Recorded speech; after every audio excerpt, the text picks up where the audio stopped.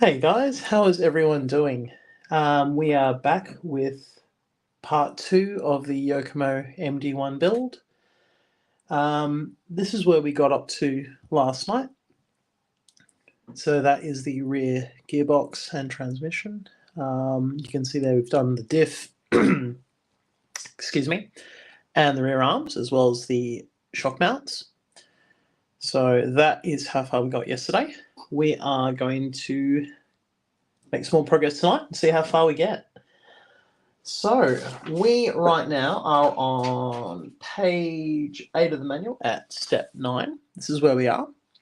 So we're actually going to start putting together the rear hub carriers and get all the drive shafts prepped and ready as well.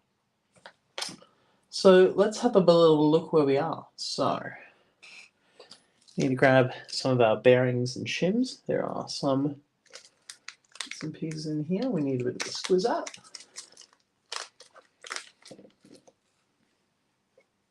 You can see some of the special 2mm shims that we're going to need in a bit.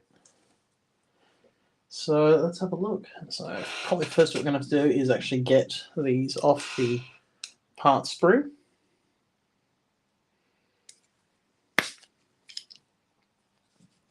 These uprights should look, both front and rear should look very, very similar to anyone with the YD2. These do not look like they've changed at all from the YD series.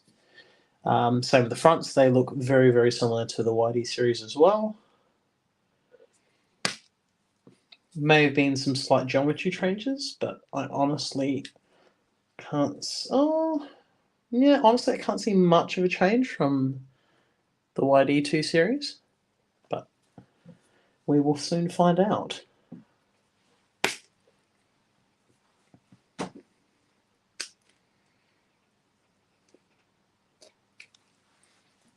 So clean that all up nicely. So we're just literally going to pop bearings in here, front and rear. You can see the drive shaft, actually the bearing captures the pin there for the drive shaft, keeps everything nice and snug. We're going to need these as well, by the looky.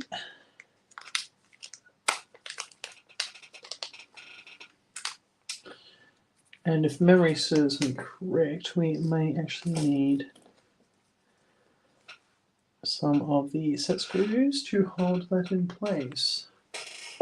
Our 2x5 little cap heads from over here. I'm going to need 2 of those from the bag.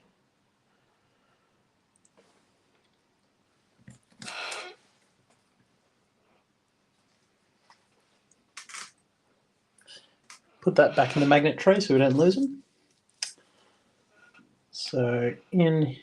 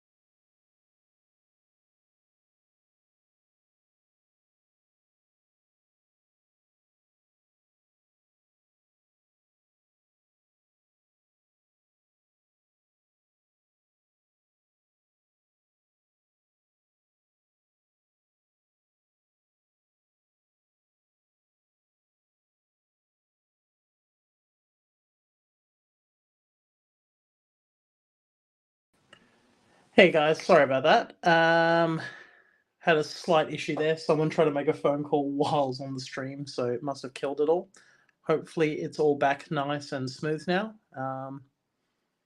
Is everyone all good? Can everyone see everything correctly now?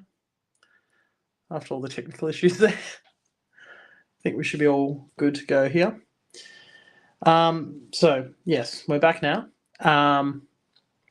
That is essentially one rear hub done. This will be the left-hand side rear hub. And the other thing we need will be this one over here. And this will be the drive shaft outdrive. Now,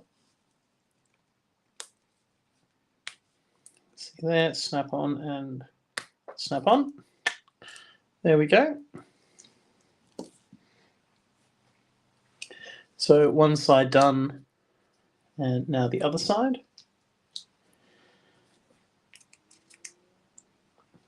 So yeah, this is very, very similar and feels pretty much identical to building a YD2. This is exactly the same.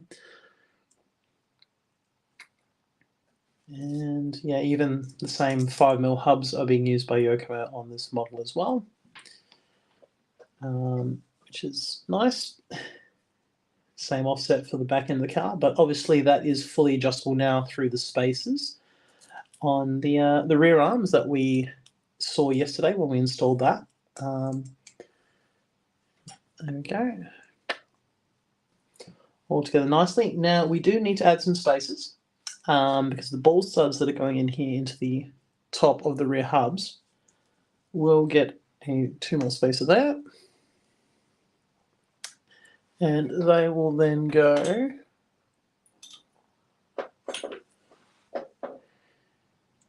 oops, helps if I grab the right hex driver.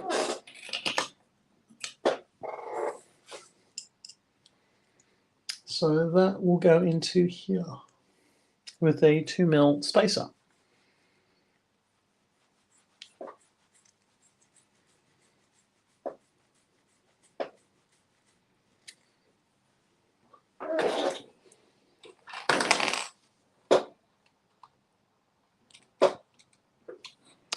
Just bear with me one sec, guys.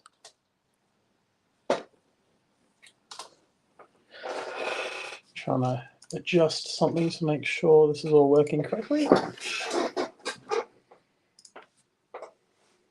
So yeah, all back now, all good. So yeah, that's the spacer for the upright. And we will do the other one. So you can see there's two different ball studs in here. Obviously the longer one is going to go with the spacer into the upright.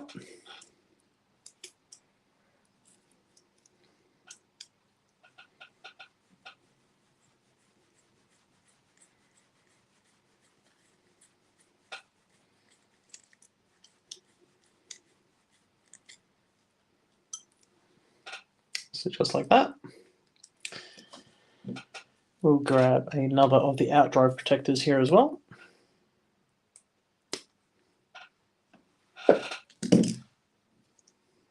And snap that one onto the drive shaft.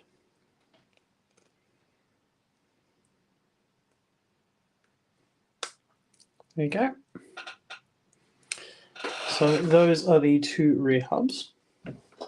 Now, if we have a look, we can actually start installing them now.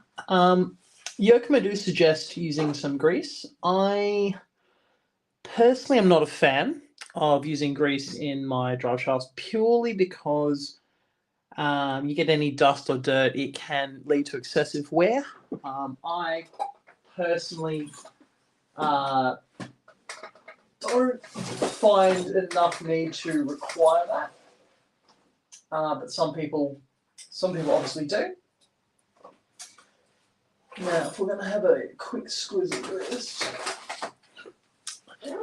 Yokomo do ask you to remove a little bit of material here, just to make it a little bit cleaner for clearance. So I'm just going to take a little bit of material away. don't need to take a lot. It's just literally going to just be a bit of the plastic across here just to help with the clearance. If you look at actually the diagram over here, you can actually see it's not a huge amount of material they want you to clip away, just enough to help with the clearance onto the arms, which this will obviously drop into about here. So you can see just there when it sits, there's just going to be a little bit of a rub there. So you just going to remove a little bit of material up around here, and we'll clean that up. So I'll try and get that a little bit nicer here.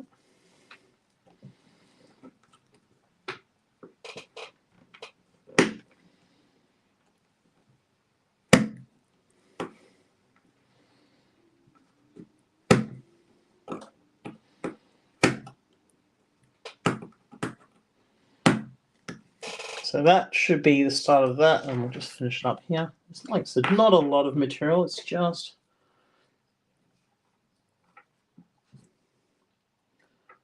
enough to provide some clearance. That should be enough now on that one, and we'll do the same on this one. I'm doing well, Jeff. Nicely just come home after work, do a few bits and pieces, and then start the build again. It's a bit of fun. Obviously, getting to build a brand new kit, always very enjoyable. So, yeah, just getting cracking again and getting ready to have a bit of fun. So we've trimmed all that up. Yeah, I can't wait to see it finished either, to be honest. It's promising to be a lot of fun. And should be even better on track as well. So, all right, so we've done that. Now we're going to bring it over and we're going to actually install these brand new hubs in. So if you actually look, it's a brand new setup for the drift guys anyway, which means that this here, you actually see the pins come through. If you actually drop the pin through here, comes into here, spacer on each side, so 1 and 2. And once you've done the spacers there, you put on this lovely bit of chamfered aluminium, and this will actually keep everything where it's supposed to be, and it'll actually sit very nicely in there. Just have a look, make sure we get all our spacers, because what happens is these spacers all have to drop into there on our arm. Can you see there?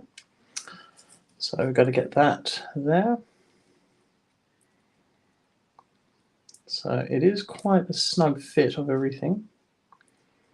Actually see, yeah, it is very, very snug.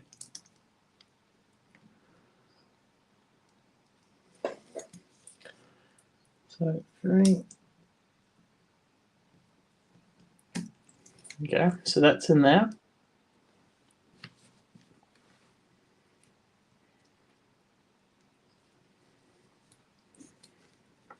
So that is now in place. And what will happen is we will now screw that down from the top. One screw there, one screw here. Again, our trusty thread lock will come into play because we're going into metal. So, got the thread lock there. Grab our 1.5, and we are going to be using the 2.5 by 6 buttons, which are over here. Grab a couple of those. So, 2 for each side. Honestly, loving the look of this kit. It is really, really, really gorgeous. It all, it's, you can see the detail that's gone in to designing this kit. Pop that bolt in there.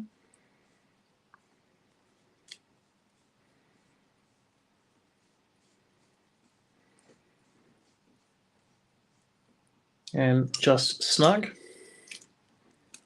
can see that's already starting to support itself, but just snug, let the thread lock do its work. Don't need a lot of it, just enough to hold everything in place.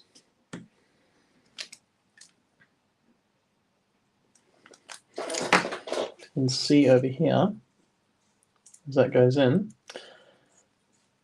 and I lose the drive shaft because I didn't tighten the wheel hex. But we'll pop that back in. Go again. But yeah, now I'll keep that out. Probably better look at it. You can see the hub there and everything all bolted in nicely. So I'll pop that back in.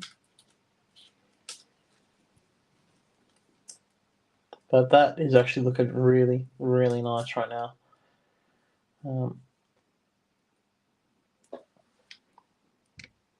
Give that a nice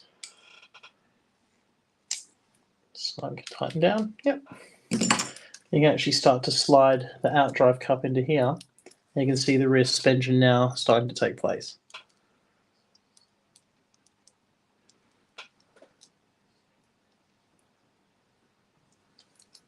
Now I want to check something because I suspect I've added it on the wrong side because taking too much time looking at it. But yeah, it looks, honestly, I'm loving the look of it, the fit of it, but I will quickly adjust that.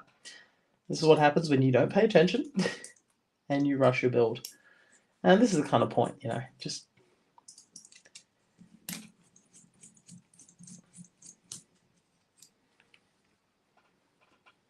been lucky so far, kept paying attention most of the time. And we will quickly, so what we'll do now is we can actually spin that around.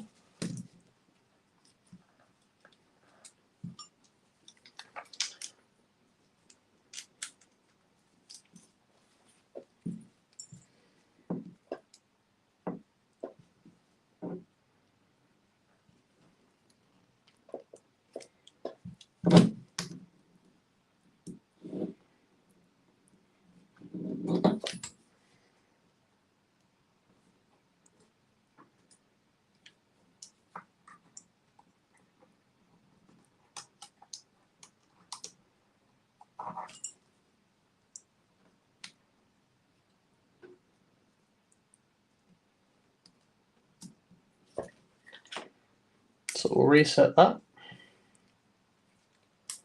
Put that back over the top. And pop those screws back in.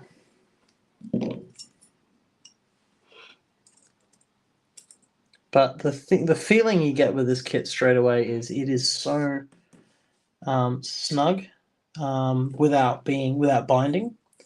So you can actually feel like everything went together there. The hub is smooth, but it's not moving side to side. It's so smooth. That's a really, really promising sign for the quality of the kit itself. So just tighten that back in here.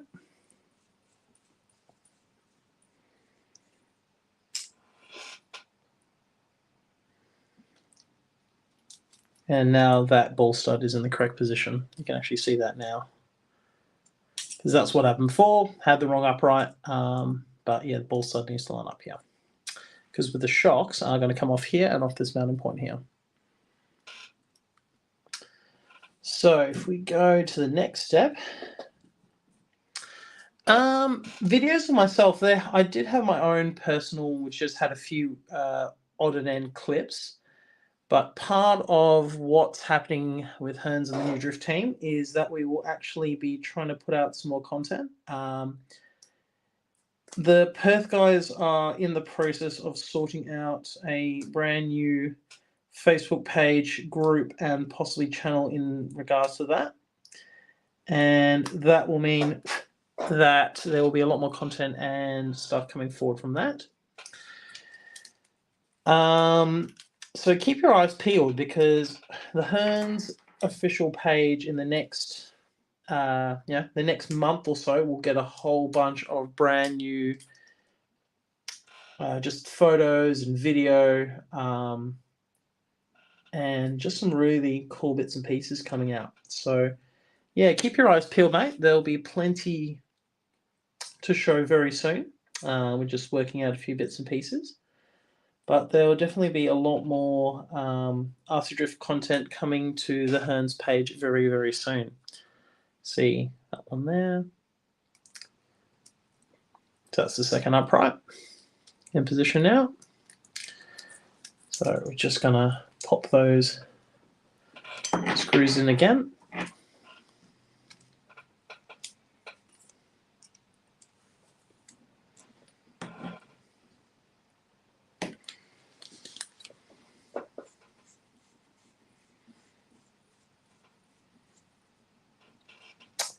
Yeah, drifting, it's a different side of RC. It always has been. I got hooked back in 2008, I think it was. I actually first started actually getting into it, having watched it on YouTube, obviously, like pretty much everyone, and got into it for the first time then.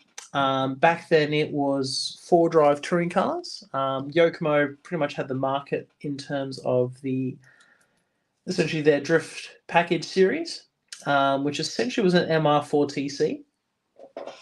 Now, that chassis was very, very popular alongside the Tamiya TT01, and they've been around for a very, very long time.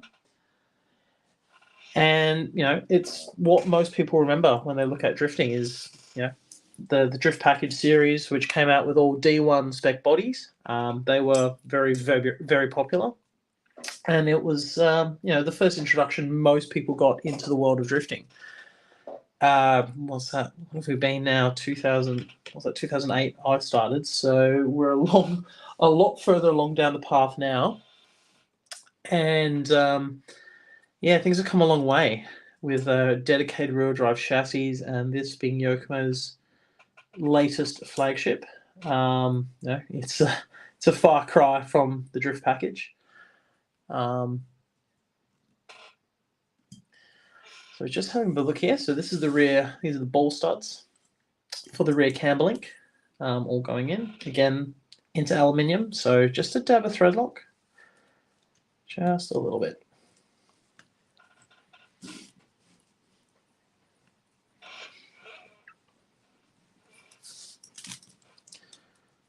That's in there. So that's all together now. If we have a bit of a look at that. Now, because I was being a bit pedantic, I may have built my camber links already. So here we go. So if we look at this, this position. What are we going with? Going with that way.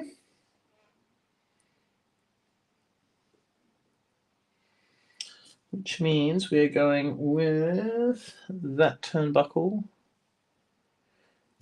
this turnbuckle here in that direction.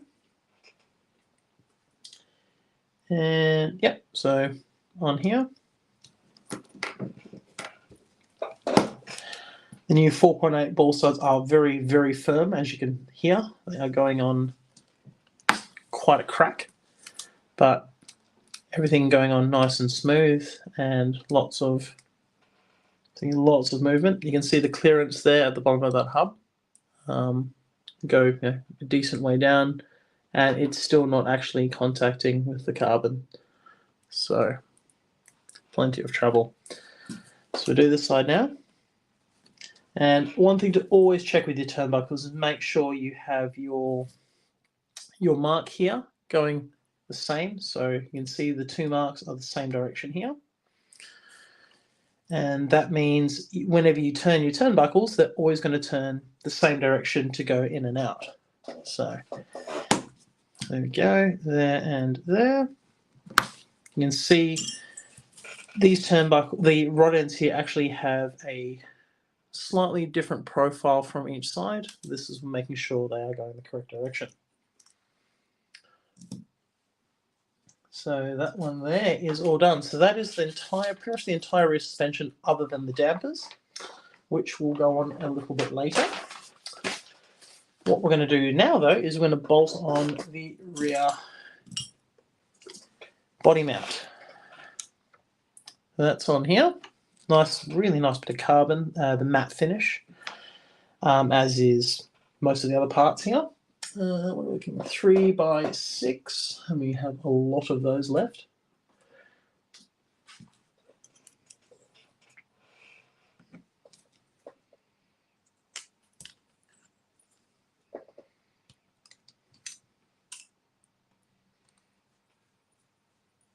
Actually see multiple body mount positionings on there, which is quite nice.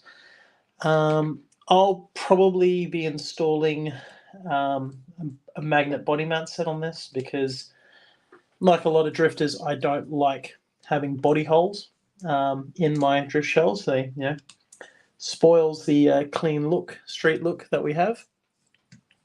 But that's, it's a personal choice. I know a lot of guys still prefer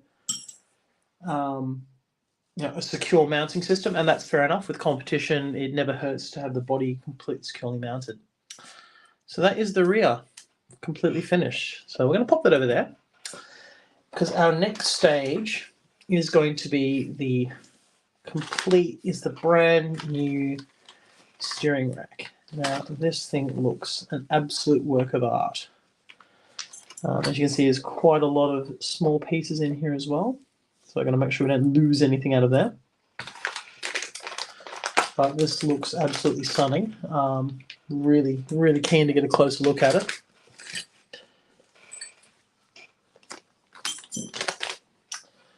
So if you have a look at here, this is the new rail, the lightweight aluminium rail. Now we're going to be looking for our short ball studs.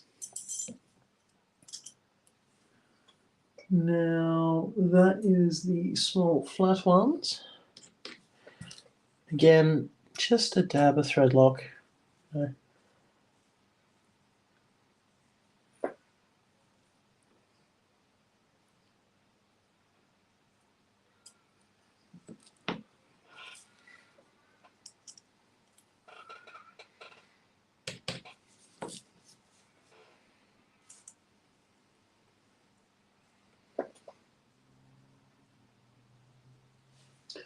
Just looking at that going in there. Now there is a different ball stud that actually goes into this next section, which is a shank ball stud, which I need to double check. That part of the rail. And if we look here, we need two of our 3x6s.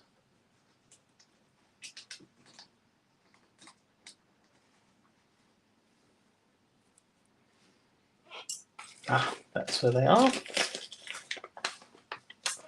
Just trying to source the little guys, and there he is. You can tell because he's got a slightly different profile to the other ones.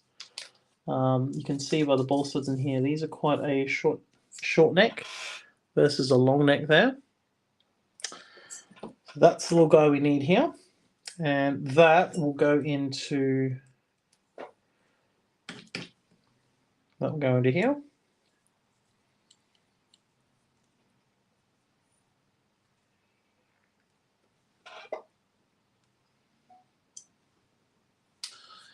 Now we need our two 3x6s, and they will go through here and into here.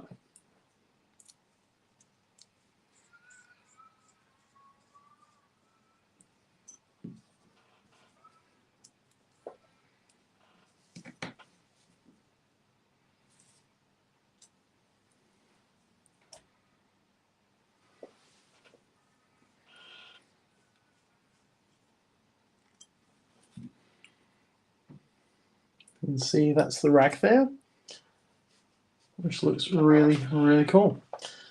Now this is the all new front bulkhead, which looks, again, wow. Look at the quality of it. It looks stunning. So what are we going to do today?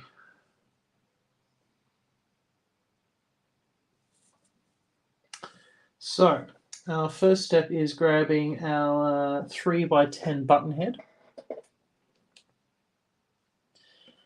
3x10 button head goes into the bearing here, and there is a bushing which goes the other way, which you can see there, which will make it nice and snug.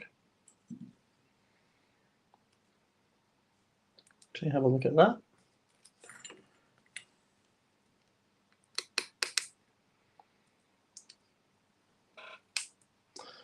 That has gone in nicely. And what we will do is very gently put a bit of thread lock and position that into this hole here.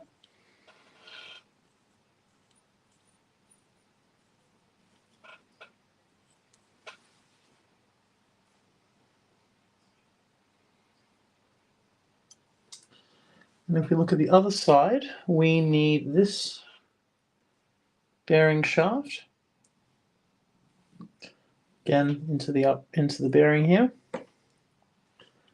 and we'll grab our washer, which is 3x6 washer, which is out of the bag 12, just over here.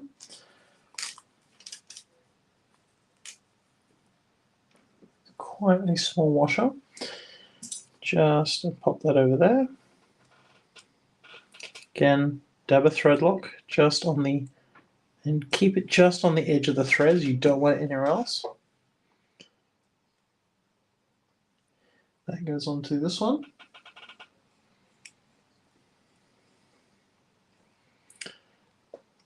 And just hold snug. Now, if we look at our next step, we have to install this here, and then install the bearing at the front. So you can see that there. So our next step is another 3x10.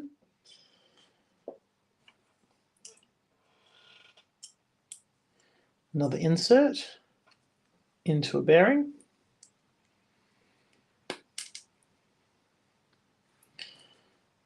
Through there. And again, just a bit of thread lock on the end of the bolt. Nowhere else. So gently hold that there.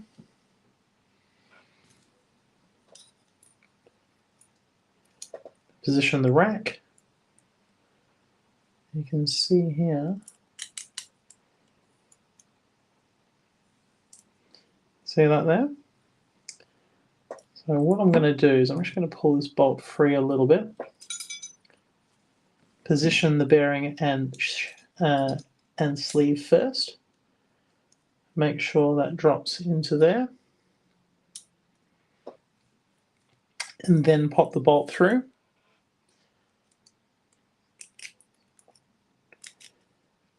And so that's now in nicely, holding everything in place.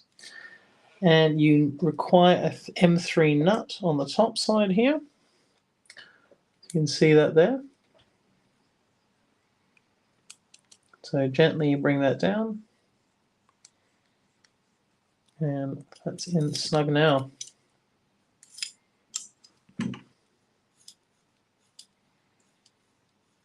So that is really nice and smooth.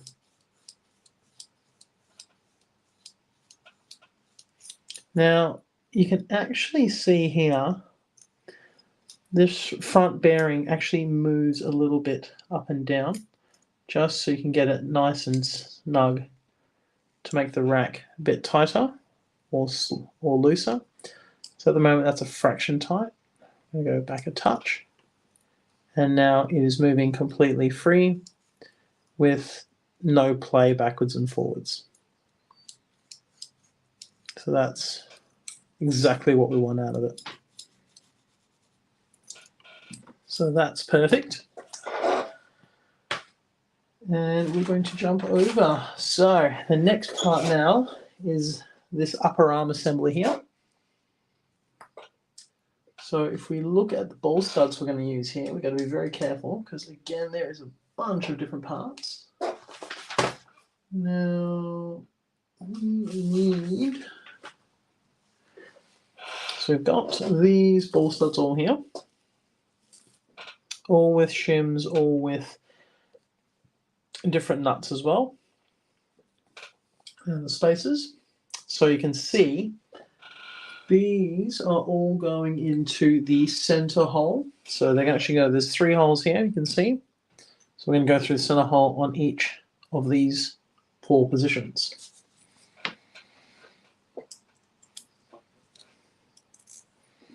Again, it's nylon into a metal. So we're going to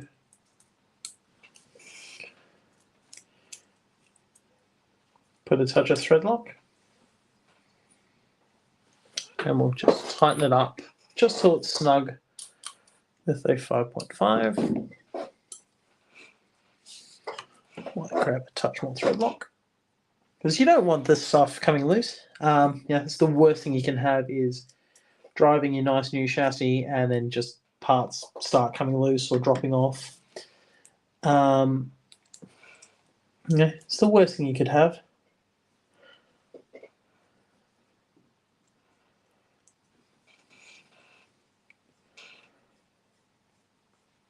So making sure we have the center holes. Yep. Making sure that's sitting correctly.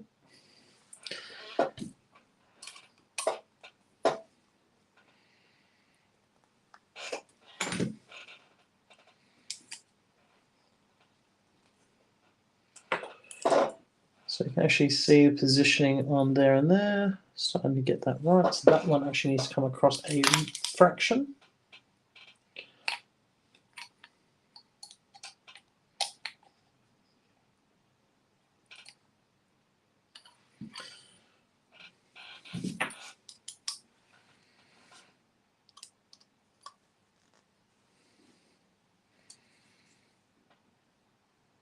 So you can see those 2 there.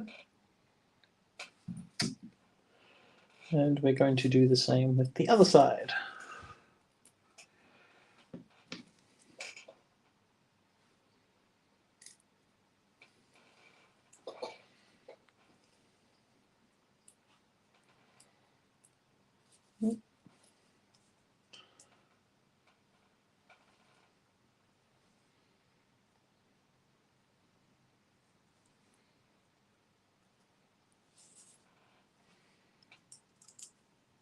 Helps if I learn how to aim the ball head correctly.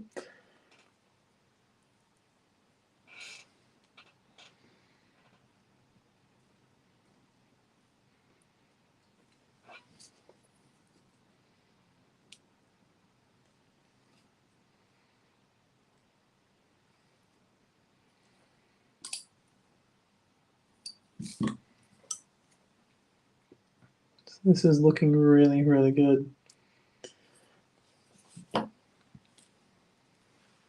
So this actually reminds me a lot more of the 12 scale cars, especially with the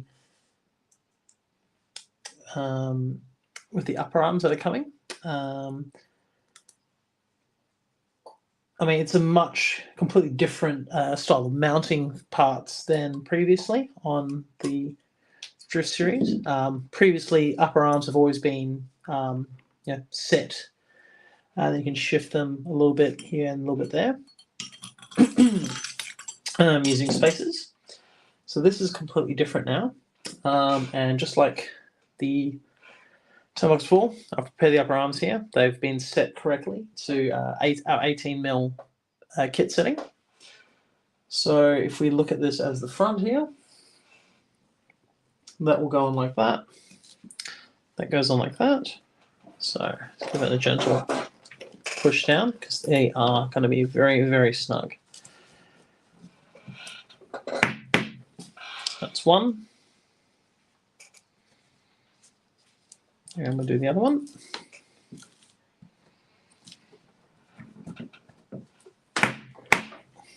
And that's the other side. See a little bit of force required to get them in, but they are moving nice and freely, which is exactly what we want. We don't want them tight, because you don't want to have your front suspension being limited. So that looks really nice. Really happy about that. So look at that. You can feel that nicely. So have a look at this. Actually, it's different. Yeah. So there we go. Cool. So that actually slots into here, which is quite a cool sort of setup. You can see there's 3 bolt holes, obviously, depending on where it sits. And we're going to push this, bring this all the way to this rear position here, and use 1, 2, and those positions there. Let's get this set. So now we're going to grab our 3x6 buttons and gently use those.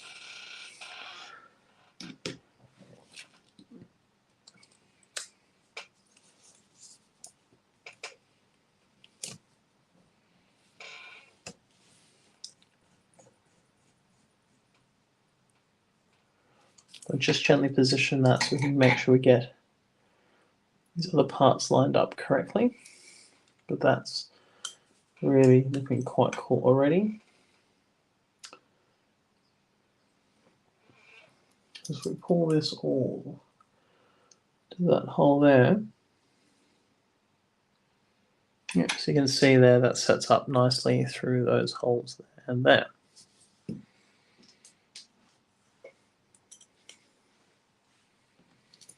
So it's just looking at the build.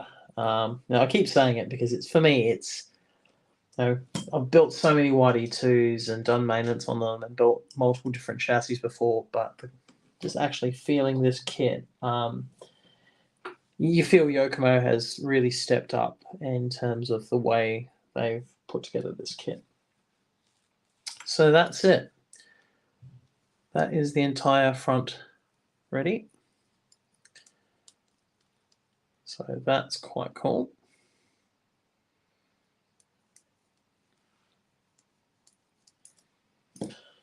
So our next part will be installing the front mounts onto that, which is over here.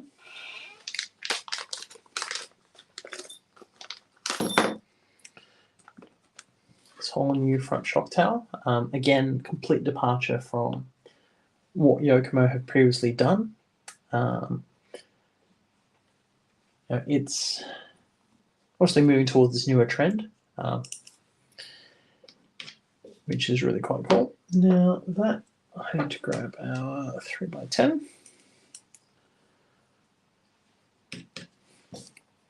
And pop that in there. And pop that into here.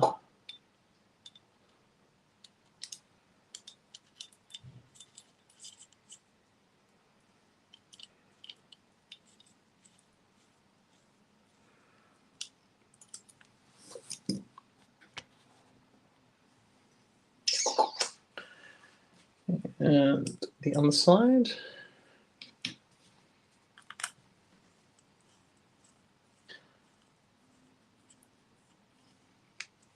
So that is the new shock tower on. Now the next part we are looking at will be, let's have a look. That will be the top shock links, shock ball studs, and we will need a couple of grub screws to hold those in place. So again, have a thread lock, and we're using the top holes here.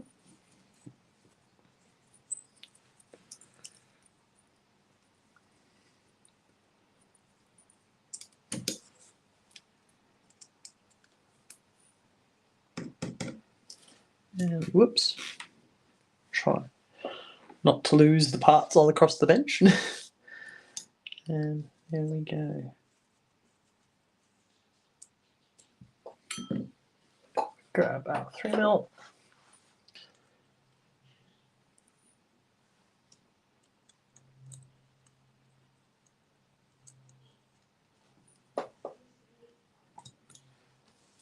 One and two.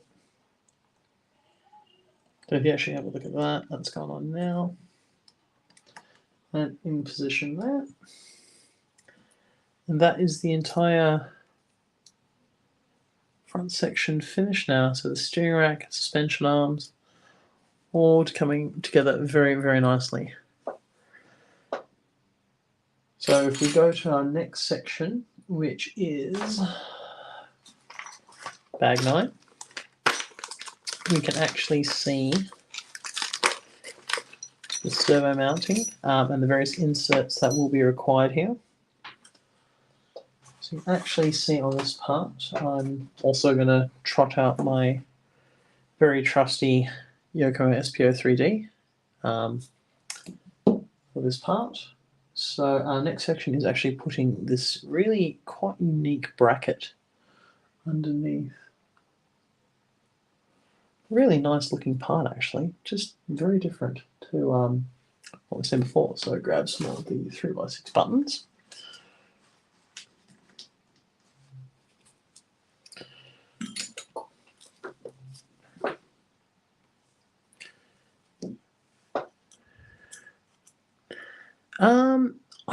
Honestly, from what I can understand, this is very similar to what's on the current Teams Edition YD2. YD2. The way this rack looks, very, very similar, I believe. But it's feel free to correct me if I'm wrong, but that's what I'm led to believe. So let's have a look. So this comes forwards. We're going to go through here into our brace.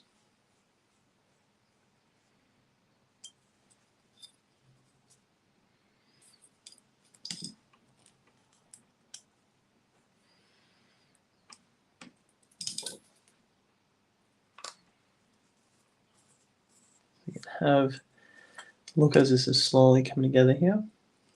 Again, that really nice matte carbon finish is definitely very, very cool. Got 1, 2 in here. So that's top there, that brace underneath. These are our nice new servo mounts, and we need some more buttons. We're finally going to start chewing through all the button head screws that we got here, which we had a lot of. And again, thread lock is your friend here because these are all into metal and we do not want the servo coming loose.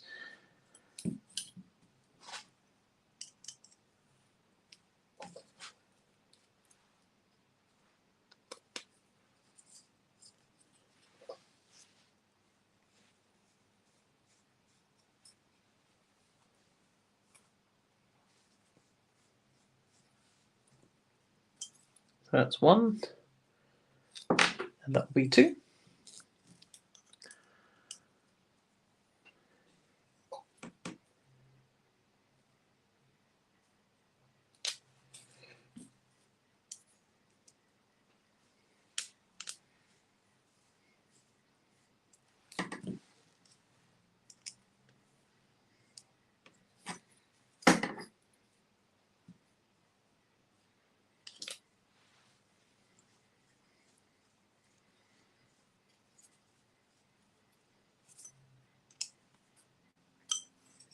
So there is the mounts in here. Now we're going to grab 3x8 buttons and some shims to mount the servo now. Look at our shims here. 1, 2, 3, and 4. And position our servo in place. So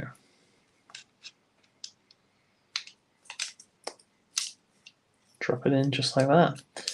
And you know what's great is with the Yokomo, obviously all the chamfering matches everything else. You can see there it actually sits nicely in line with that there.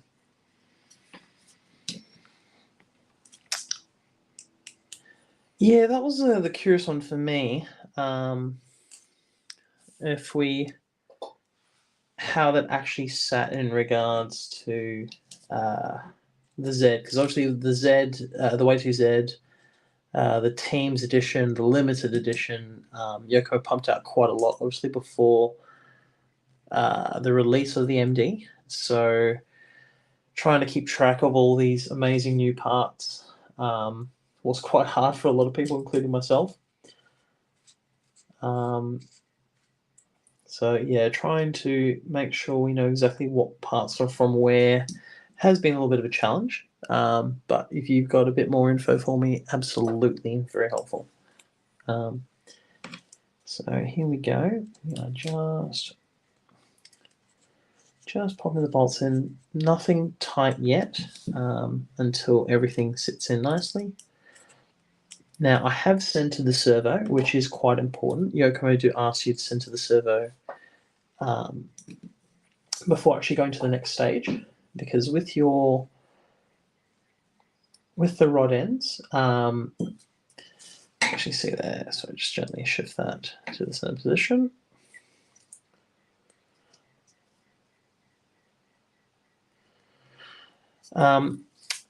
It is a different style. Previously, Yokomo would give you two different servo horns, depending on what servo brand you ran. So myself, I run either the Futabas with a programmable CT 700, 701, or the 500 series, or I run the Yokomo servers themselves. So if you look here, there's our setup. So I believe we were going to use the F insert here. So the interesting thing is, because it's a Futaba is a 25 spline tooth count. So what it means is that if this is actually not centered, which luckily for it is this time, I'll just show you, if you go this way and it didn't sit center, you can actually spin the spline a little bit around and it'll help you realign it. But that's actually bang on, which is fantastic. I'm just going to chuck a 3x8 in there and position that once we've installed the ball stud. But we need the ball stud first. And I need to make a link as well, because if we just look here,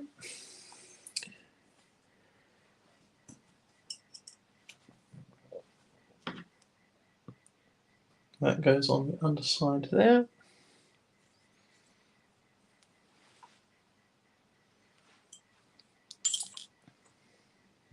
So that'll go in there. But we are going to need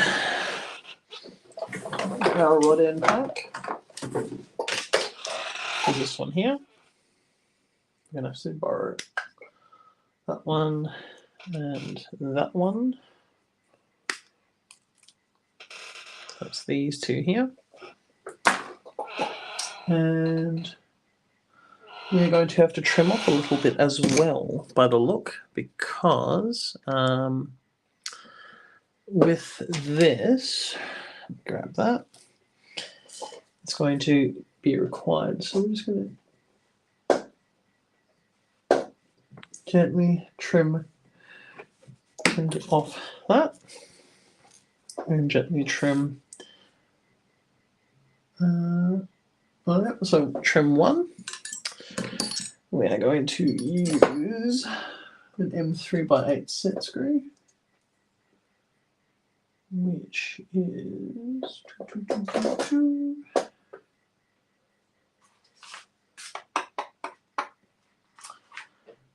should be just over here.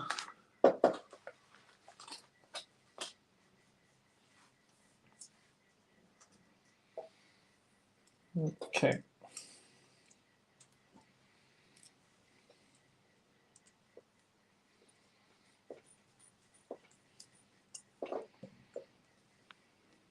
Tighten that one down.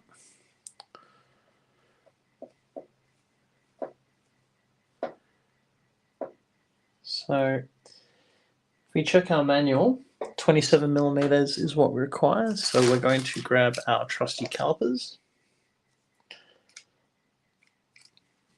A bit of a look. We're looking at end to end. So we're a little bit big at the moment. So wind up a little bit more.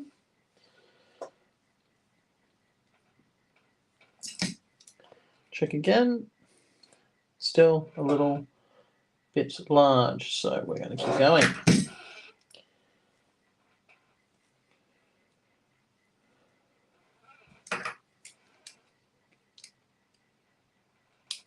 Oops. So just need to take a little bit more meat off that one, which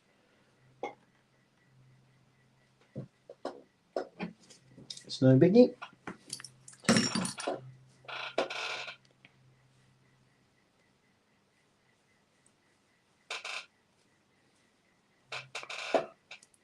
So there we go. Let's check again, see how we're going.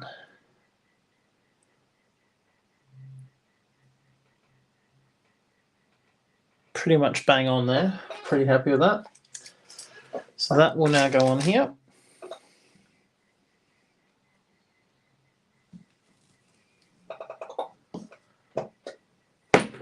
That is now on. Nice and smooth. Drop that on. Drop our 2mm in. I don't like to I don't like to thread lock screws that go into the servo horn, because the last thing you want is any sort of locking agent around that. And also we're going to use this one here, a 2x8, to actually clamp that horn in position. So that's going to go in here. There's actually something else which I need to pay attention to. It's always very, very handy when you're building. Second mistake tonight. Clearly I am a little bit more tired tonight than I was yesterday.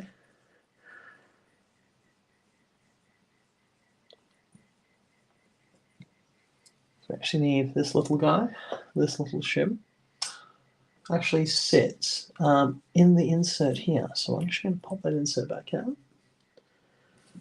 and get that.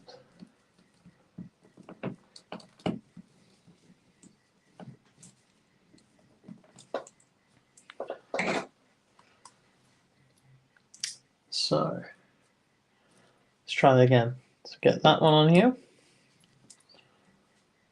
Our shim.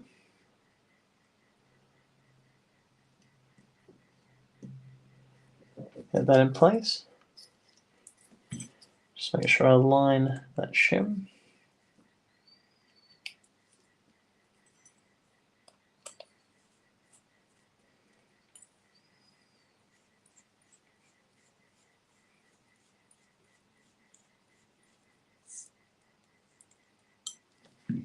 So there and there. So that is now servo set up nicely.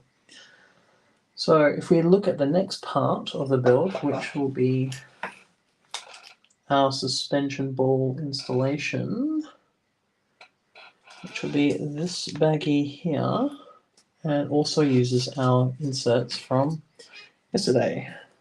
So have a bit of a look.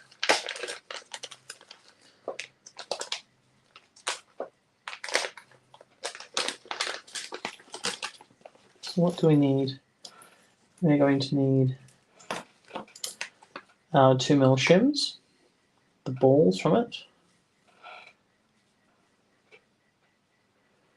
Now these E-clips obviously coming up very soon, and so are the arms. So our next step will be M3x8, which are going to go straight through. And again, check our manual for positioning. So they will go directly through the center holes here. So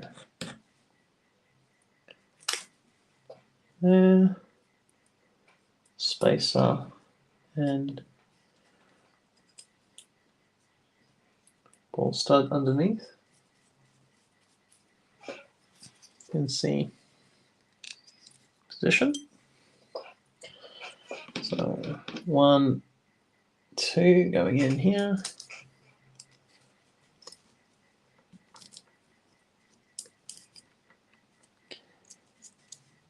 But yeah, it's this is a really cool design, obviously, with the new stuff. Essentially, everything seems to be floating. So you've got these obviously to hang the front lower arms. So that is a completely new design for any sort of drift car to be, hanging the arms like that.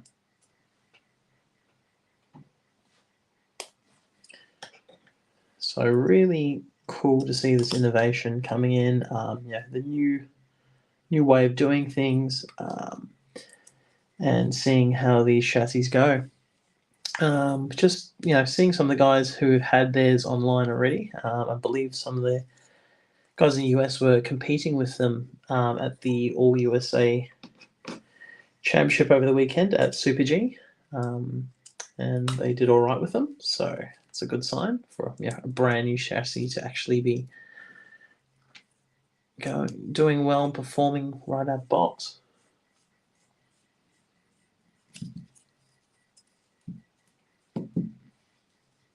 So that's it there. So now the fun bit again. Getting these. So where's my trusty 7mm?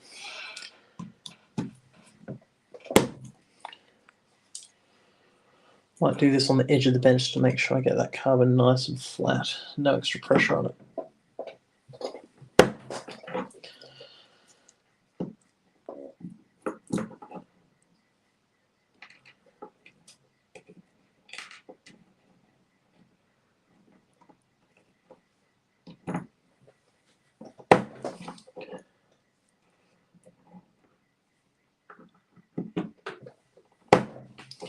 So there you go.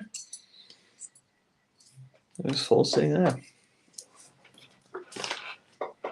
Now, have a look. So we're actually looking at the front suspension arms. So I think what we're going to do is we're going to get all this front suspension done tonight, and then the basic assembly tomorrow. Tomorrow night, hopefully Thursday or Friday night, and we'll get it all finished.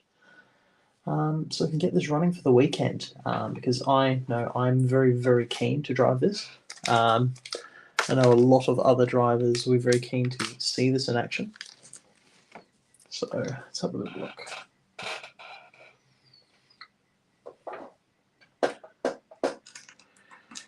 So if we look at these, we need 6 of our 2.6s. And we have our carbon over here, aluminium there.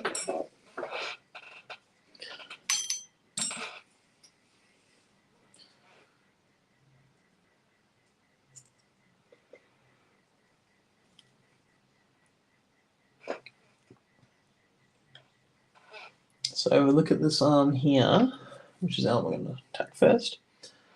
We're going to use this insert here. Which sits nice and snug in there.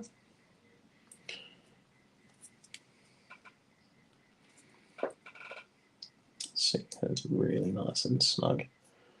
Very, very tight fitting carbon.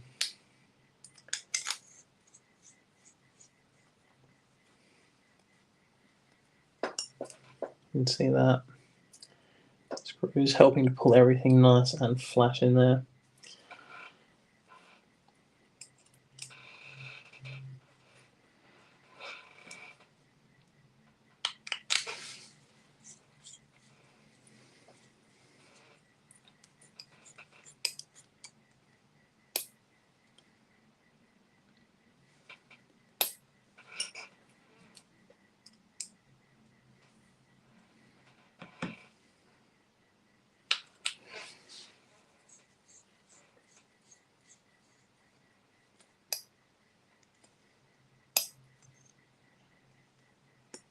Beautiful. So that's nice and snug.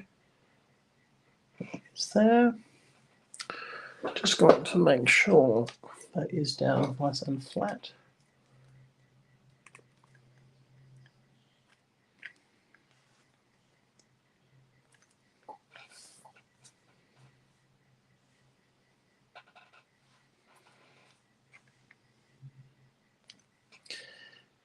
There we go. So that's in there nicely. And what we're going to do is we're going to use the grub screws to hold the arm in place.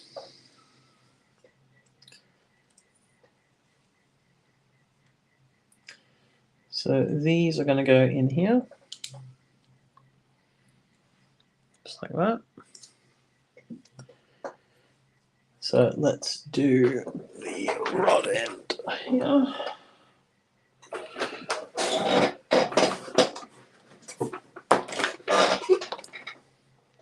So I have our nice new shiny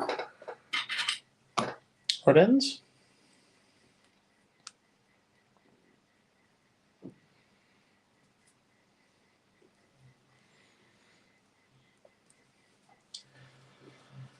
So as we wind that on, now it is important to note that when we build it this way, Yokomo have asked us to put this part facing down. So we're going to put it in here. We're actually going to just gently tighten this a little bit to stop the arm rotating. That'll actually help us get that all tightened up correctly.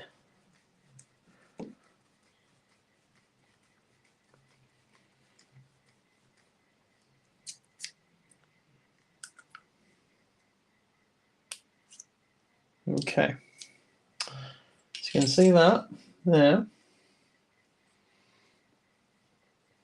So if we look at this arm from above, we've got the short side here, the long side there, which means we actually need to take it out a little bit. We need to rotate that around completely.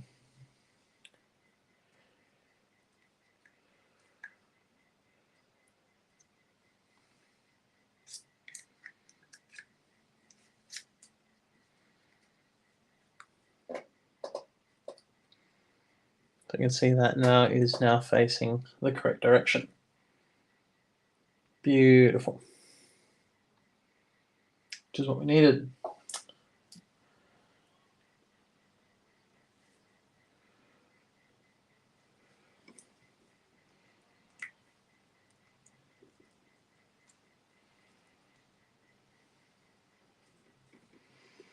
So the next part we need to measure is the gap here from there to there, and that will be 16 mil.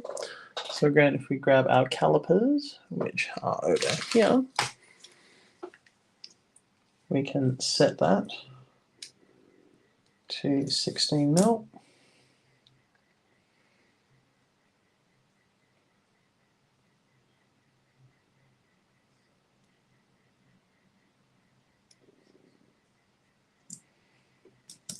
So we know exactly just how far we need to place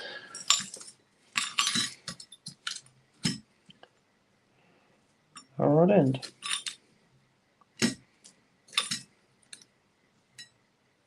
Beautiful.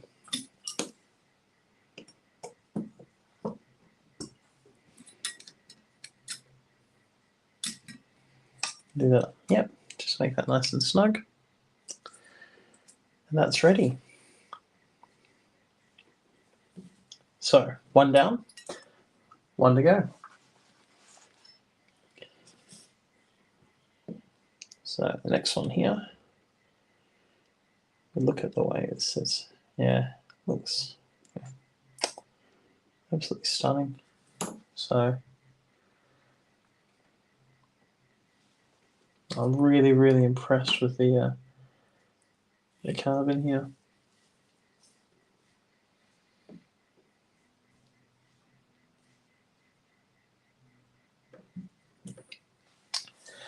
So what we're going to do, is get this part finished. Yeah, you can see again. See gently. Yeah, you can see that sits in nice and flush now. So I'm just going to use those pliers again. So these are some non-scratch pliers from Tamiya. I'm a big fan of them just to help get everything seated nice and tight without actually scratching the aluminium or the carbon. So that we can run through with our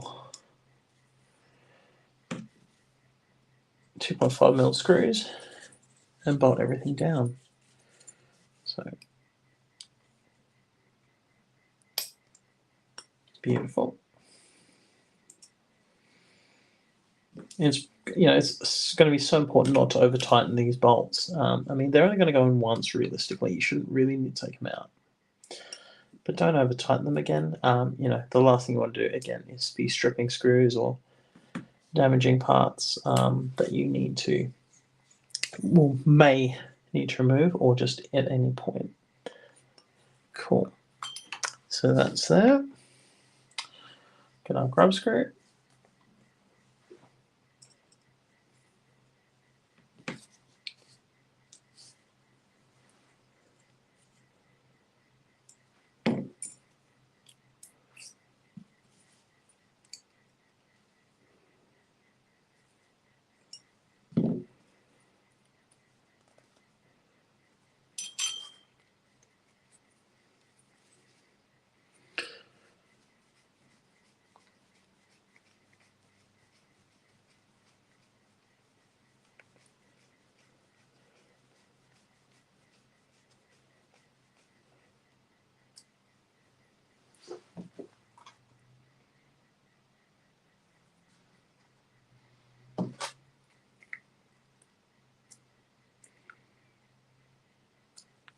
Okay.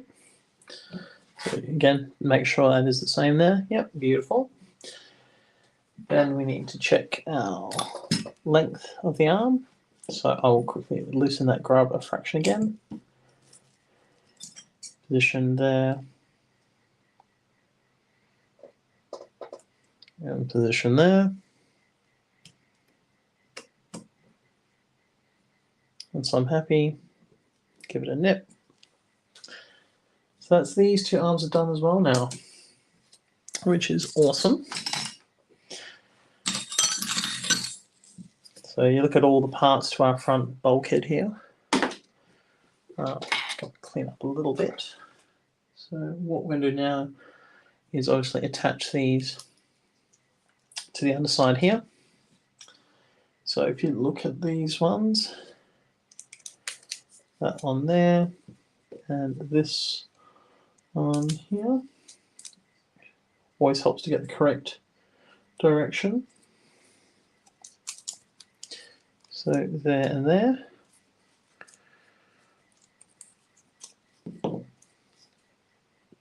So you can see just from that, E-clips are going to be needed, which are these guys here.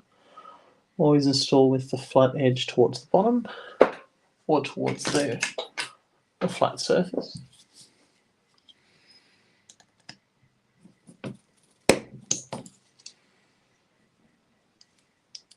This is again the trusty 4mm earring tool, which makes such a difference in making E-clips and something that's very, very frustrating for a lot of people.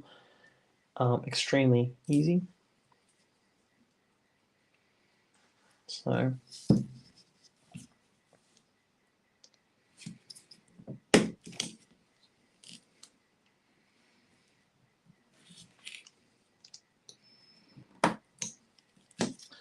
those are the arms are on. And what happens now is we need to grab our turnbuckles. So our turnbuckles are here. Check our threading. Cool. That goes on to here now.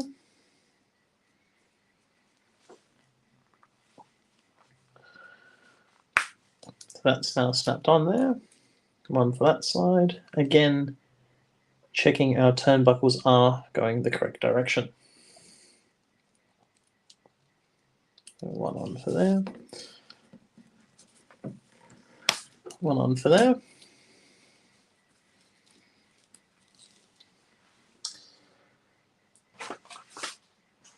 And now it's time for the front uprights.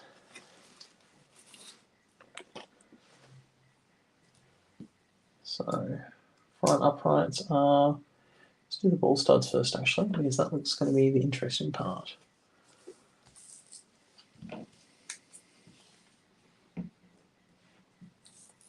So if we look at this, we have some 1.5mm spacers to go with our ball studs. So we've got ball studs top and bottom, and then we have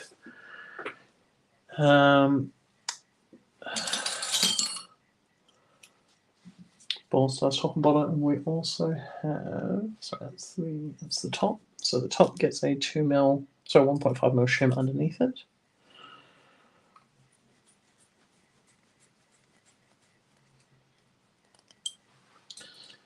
And the bottom does not.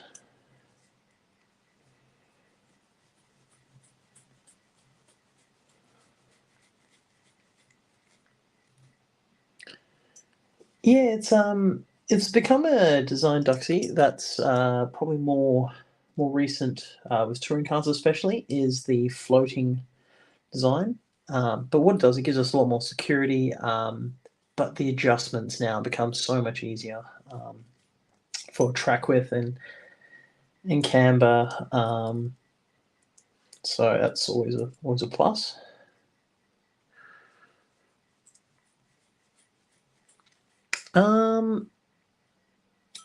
Yeah, well, I've got the 2 and 4 here. Both of mine have gone through a lot of punishment over the years.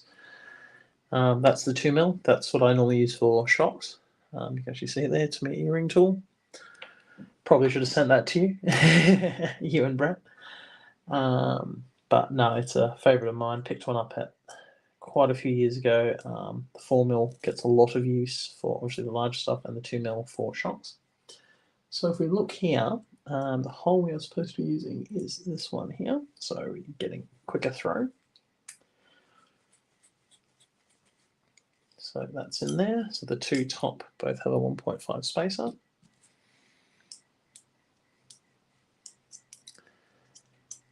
Yeah, so yeah, the 2mm and 4mm are the 2 different sizes of the earring tools.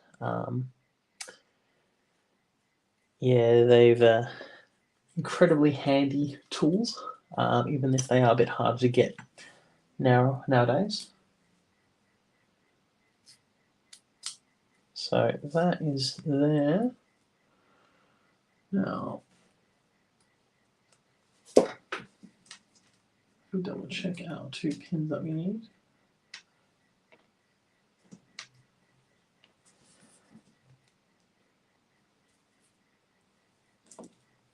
And I believe there's an 8mm hub, yep, 8mm wheel hub going on. And we're going to need 2 more of these little bolts here. Yeah, exactly. Roll center is such a big thing, especially with drifters now. Roll center, weight shift, the tunability, and how far people are going to make these things work essentially is such a key part of competitive drifting now. You've seen guys putting batteries as high as they can in the body, just about touching the roof, just so they can get more body roll and try and throw that weight onto the outside wheel to get extra traction to get around corners. So it's all quite important. So here we go again. Pin in, wheel hub on, and tighten the clamp. Now, you may have noticed there's another part here. These are the lock stoppers. These obviously go in to stop the uprights over centering. So they are the ones that go in through the bottom here. So you can see they will go in just here and will stop the car over centering and doing things it shouldn't be doing and getting stuck the wrong way around. But we have nearly finished this whole front end of the car tonight, and that's pretty much where we were hoping to get to. Which means that our final night will just be the last assembly and electronics. So, uprights are done. Now, we have to connect that ball stud here to here, snap it on, and then bolt this down. So let's do that. Get that onto the slide rack here. That is not going to be an easy one. You can see it just by looking at it. So, grab the non-slips.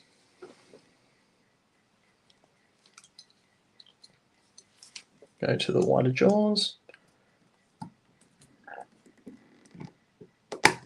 That's on. So now, see the positioning of that, and then we're going to bolt this entire front end down into there. And then you can see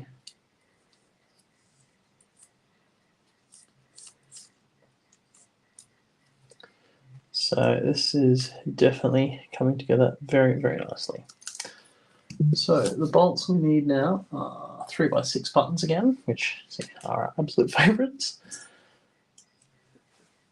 And definitely want to thread lock these boys.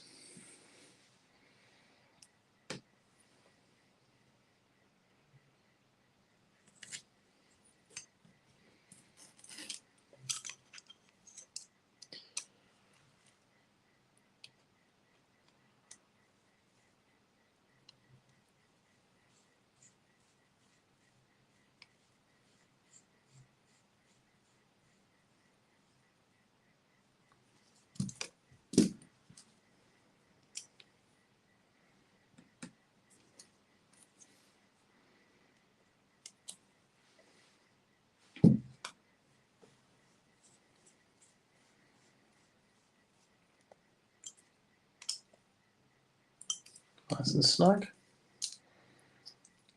And that, you can see there, is our whole rack moving really, really nicely. So now we're going to snap in the uprights.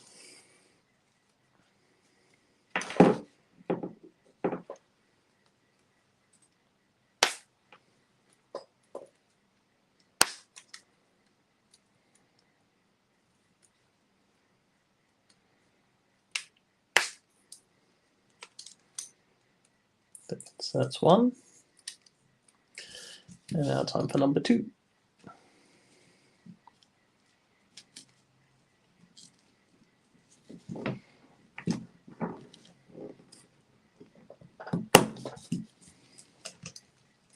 They are quite firm because these are the big, nice big 4.8 ball studs. So they are nice and snug going in.